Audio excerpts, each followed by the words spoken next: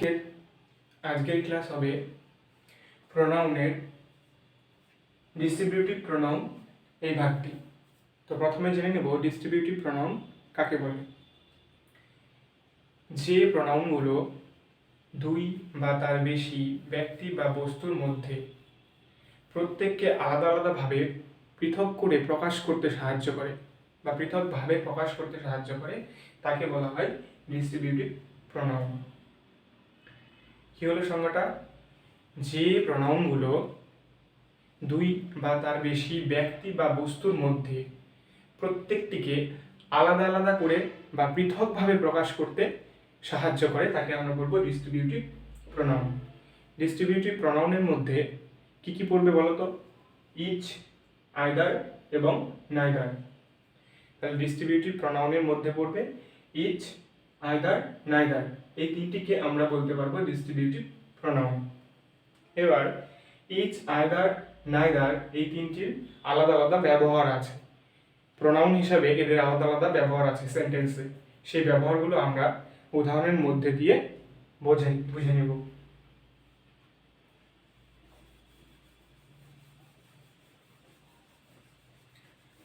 তো প্রথমে চলে আসি ইচ এর ব্যবহার।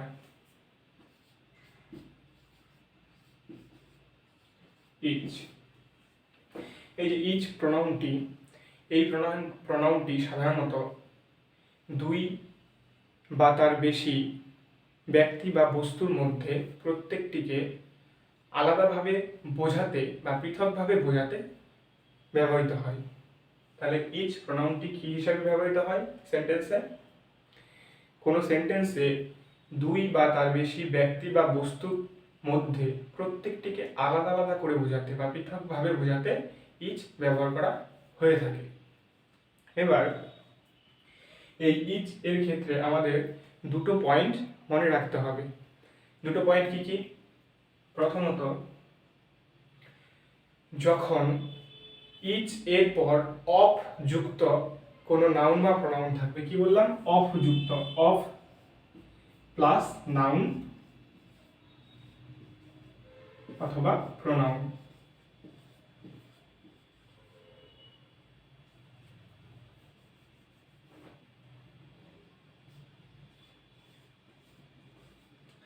তাহলে ইচ এর পর যদি অফ যুক্ত নাউন বা প্রোনাউন থাকে তবে সেই নাউন বা প্রোনাউনটি হয়ে যাবে প্লুরাল এবং সেন্টেন্সে ব্যবহৃত ভার্বটি হয়ে যাবে সিঙ্গুলার। তাহলে কি বললাম? ইচ এর পর যদি অফ যুক্ত কোনো নাউন বা প্রোনাউন থাকে তবে সেই নাউন বা প্রোনাউনটি হয়ে যাবে প্লুরাল এবং সেই সেন্টেন্সে ব্যবহৃত ভার্বটি হয়ে যাবে সিঙ্গুলার। একটি উদাহরণ দিয়ে দেখে নিই।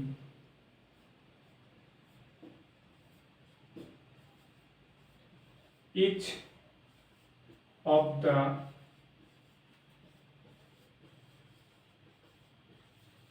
learners got a prize. তো এখানে এই সেন্টেন্সটি দেখো, each of the learners got a prize।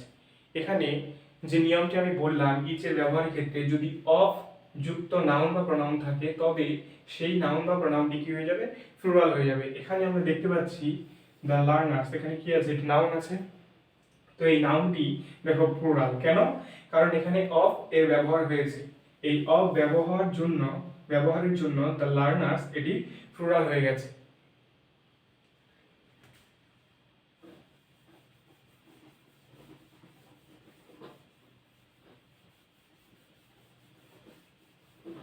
এরপর আমরা দেখে নেব ইচ এর দ্বিতীয় রুলস বা নিয়ম কি। সেই নিয়মটি কি? ইচ এর দ্বিতীয় নিয়মটি হলো ইচ এর পর যদি ডিরেক্ট নাউন বা প্রোনাউন বসে, অফ যুক্ত হয়ে নয়। এর আগেরটা আমরা দেখলাম অফ যুক্ত হয়ে, কিন্তু এটি অফ যুক্ত হয়ে নয়। ইচ এর পর যখন ইচ থাকবে এরপর ডিরেক্ট কি বসবে? নাউন বা প্রোনাউন।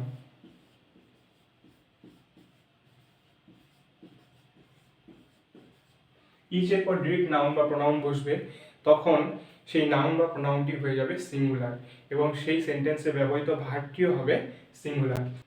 একটা উদাহরণ দিয়ে বুঝে নিই।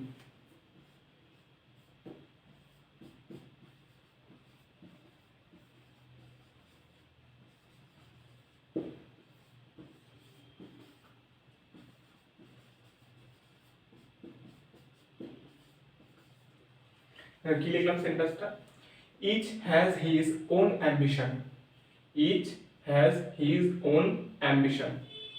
তো এখানে আমরা দেখতে পাচ্ছি ইজ এরপর যে প্রোনাউনটি ব্যবহৃত হয়েছে হিজ, এই প্রোনাউনটি হয়ে যাবে সিঙ্গুলার। কেন সিঙ্গুলার হবে?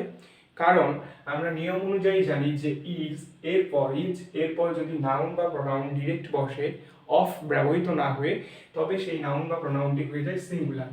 তো ইজ এরপর অফ ব্যবহার করা হয়নি, তো এখানে যে প্রোনাউনটি ব্যবহার হয়েছে এই প্রোনাউনটি হয়ে যাবে সিঙ্গুলার।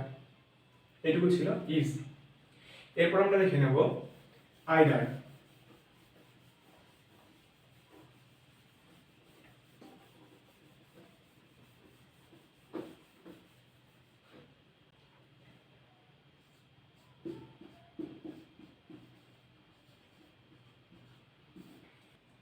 এবার আমরা দেখে নেব আইদারের ব্যবহার। তো আইদারের ব্যবহারটা হবে এরকম, যে প্রোনাউনগুলো কি হবে, দুটি ব্যক্তি বা দুটি বস্তুর মধ্যে যে কোনো একটা ব্যক্তি বা একটি বস্তুকে বোঝাবে, তখন আমরা আইদার ব্যবহার করব। যখন দুটি ব্যক্তি বা দুটি বস্তুর মধ্যে একে অপরের থেকে পৃথক করতে, যে কোনো একজনকে পৃথক করতে আমরা আইদারের ব্যবহারটা করব। এবং সেন্টেন্সে যখন আইদার প্রোনাউনটি ব্যবহার করব, তখন তারপরে ব্যবহৃত নাউন বা প্রোনাউন সর্বদাই প্লুরাল হবে, সবসময় প্লুরাল হবে, কখনো সিঙ্গুলার হতে পারবে না। এবং সেই সেন্টেন্সে ব্যবহৃত ভার্বটি হবে সিঙ্গুলার। একটা উদাহরণ দিয়ে দেখে নিই।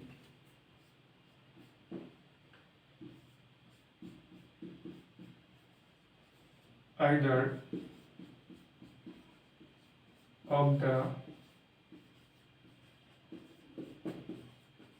two brothers will attend the function. তো এই সেন্টেন্সে আমরা দেখতে পাচ্ছি কি, either of the two brothers will attend the function। এই সেন্টেন্সে যে আইদার ব্যবহার হয়েছে, যে প্রোনাউন আইদার প্রোনাউনটি ব্যবহার হয়েছে, এরপরে যে নাউন বা প্রোনাউনটি থাকবে, সেই নাউন বা প্রোনাউনটি সর্বদাই থাকবে প্লুরালে, সর্বদাই প্লুরাল হবে। এবং বাক্যে ব্যবহৃত ভার্বটি হবে সিঙ্গুলার। এই ছিল আইদারের রুলস। এরপর আমরা চলে আসবো নাইদারে।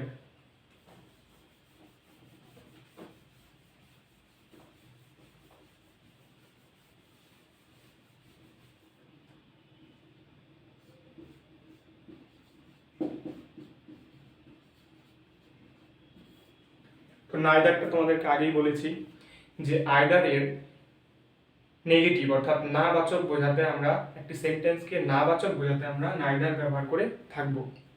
আইদারে যেমন দেখলাম দুটো ব্যক্তি বা দুটো বস্তুর মধ্যে একজনকে পৃথক করে বোঝাতে বা একটি বস্তুকে পৃথক করে বোঝাতে আইদার ব্যবহার করলাম, ঠিক তেমনি দুটো ব্যক্তি বা দুটো বস্তুর মধ্যে কোনোটি নেই বোঝাতে বা কোনোটিকেই না বোঝাতে আমরা নাইদার ব্যবহার করে থাকবো। কোনোটিই নয়, অর্থাৎ দুটো ব্যক্তি বা দুটো বস্তুর মধ্যে কোনোটি নয়, এই ব্যবহারের ক্ষেত্রে আমরা নাইদার ব্যবহার করে থাকবো। এবং নাইদারের ক্ষেত্রে যে নিয়মটি আছে, কি নিয়ম, নাইদারের পর সবসময় নাউন বা প্রোনাউন যে ব্যবহৃত হয়, সেই নাউন বা প্রোনাউনটি সবসময় প্লুরালে হয় এবং সেই সেন্টেন্সে ব্যবহৃত ভার্বটি হয় সিঙ্গুলার। নাইদারের একটি উদাহরণ দিয়ে দেখে নিই।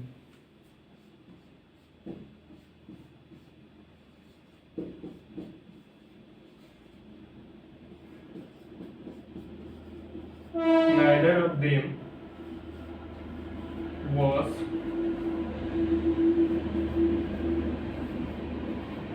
present in the seminar. Neither of them was present in the seminar. এখানে দেখো দেম নিশ্চয়ই প্লুরাল, সিঙ্গুলার নয়। দে থেকে দেম হয়েছিল, এর আগের দিন আমরা দেখেছি পার্সোনাল প্রোনাউনে দে থেকে দেম। তো দে মানে কি, তারা। তো এখানে দেমটিও কি, তারা।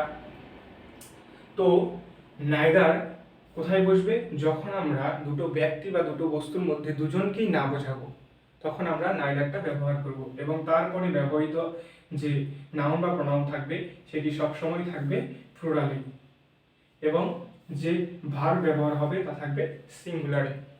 এই ছিল নাইদারের নিয়ম। এরপর ডিস্ট্রিবিউটিভ প্রনাউনের আরো কিছু রুলস আছে, সেগুলো আমরা জেনে নেব। কি? প্রথমত ডিস্ট্রিবিউটিভ প্রনাউন অর্থাৎ ইচ, আইদার,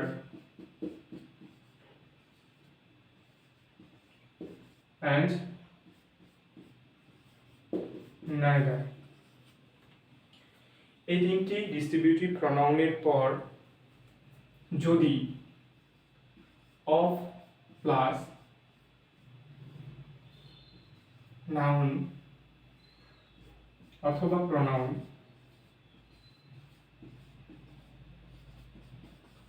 থাকে তবে each, either, neither এগুলো সেন্টেন্সে প্রনাউনের কাজ করবে, হয়ে যাবে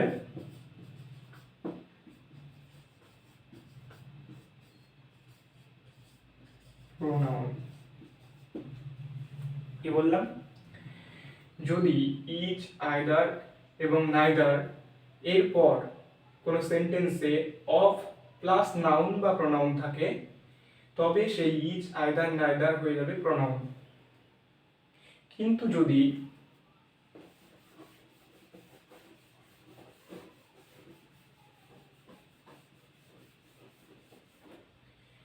ইচ, আইদার এবং নাইদার এরপর কেবলমাত্র নাউন থাকে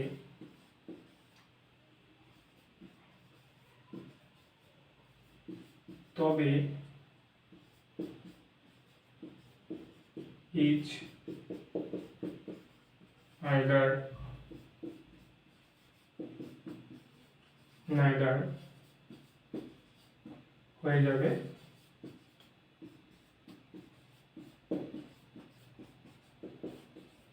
অ্যাডজেক্টিভ। কি বললাম? ইচ, আইদার এবং নাইদার এরপর কেবলমাত্র যদি নাউন থাকে, অফ যদি যুক্ত না থাকে তবে সেই ক্ষেত্রে ইচ, আইদার এবং নাইদার হয়ে যাবে অ্যাডজেক্টিভ অর্থাৎ ডিস্ট্রিবিউটিভ অ্যাডজেক্টিভ। এগুলো কিন্তু প্রনাউন হিসেবে তখন আমরা ব্যবহার করতে পারবো না।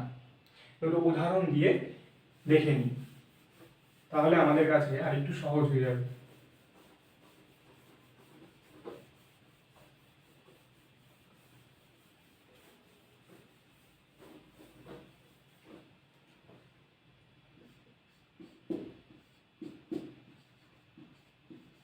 Each of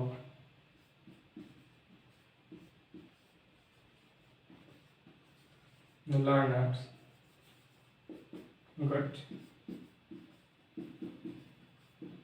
প্রথম উদাহরণে আমরা দেখতে পাচ্ছি ইচ এরপর অফ এবং তার সঙ্গে একটি নাউন বসেছে।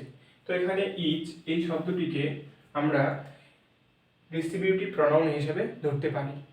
কিন্তু দ্বিতীয় সেন্টেন্সটিতে দেখো ইচ এরপর ডিরেক্ট একটি নাউন বসেছে, কিন্তু ইচ এরপর যদি ডিরেক্ট নাউন বসে তবে সেই ইচটিকে আমরা কিন্তু ডিস্ট্রিবিউটিভ প্রনাউন বলতে পারি না বা প্রনাউন বলতে পারি না। তখন সেটা কি হয়ে যায়? এই ইচটি হয়ে যাবে ডিস্ট্রিবিউটিভ অ্যাডজেক্টিভ।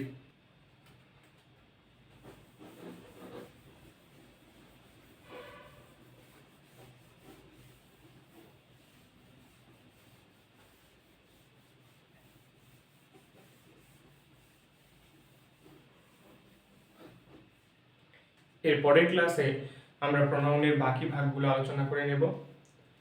আমার ভিডিওটি ভালো লাগলে লাইক, কমেন্ট ও শেয়ার করে দেবেন এবং সাবস্ক্রাইব করে পাশে থাকবেন। Thank you friends.